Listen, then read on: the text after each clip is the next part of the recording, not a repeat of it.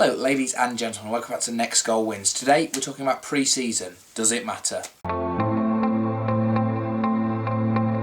talking about pre-season and does it actually matter? This comes off the back of comments Jose Mourinho has made after his side's game over the weekend, and he said that it's fake if you're good and it's fake if you're bad. If you're too good in pre-season, it's fake because you'll never be that good in real football, and if you're bad, it's fake because you'll never be that bad in real football. So I'm just talking about if pre-season really does matter and what is the point of playing these games. I mean, for fitness it matters, but for everything else it doesn't really matter, and fitness is something I think that the players could get without playing pre-season games. I mean, there's more risk of injury in pre-season games. We saw that for like certain teams. I mean, Benzema's already picked up a knock and just certain things like that. I mean, there's more injuries that you're susceptible to in pre-season, more that could go wrong in pre-season than if you just stuck to your own team. Obviously, it's important for certain people because it's franchising, and especially the big teams like Chelsea, Man United, Real Madrid.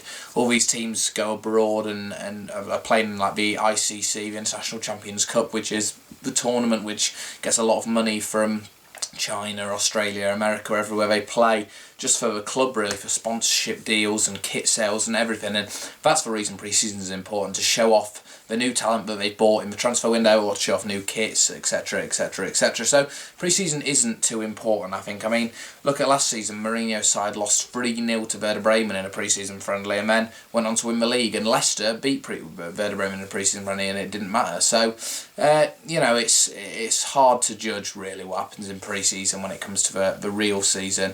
I think there's a lot about pre-season that's wrong. Like I said, a lot of teams are far too physical in pre-season than they should be. There's some games obviously where both teams, like Inter, Real Madrid, I watched today, and neither team was worried about tackles or anything. It was just more like fans would cheer when Ronaldo got the ball, and I get that, but it's almost like a joke form of the sport. And for me, I don't think pre-season's a big thing that we should do or have really in the sport. I mean, there's some sports that don't even have a pre-season. Yes, you've got to have pre-season games and stuff, but they shouldn't be against kind of equality that some of the teams play against, where it's just about physical and knocking players out. There's stuff that you can learn from pre-season. I mean, new managers will learn about their squad, but I don't think there's too much you can learn from pre-season.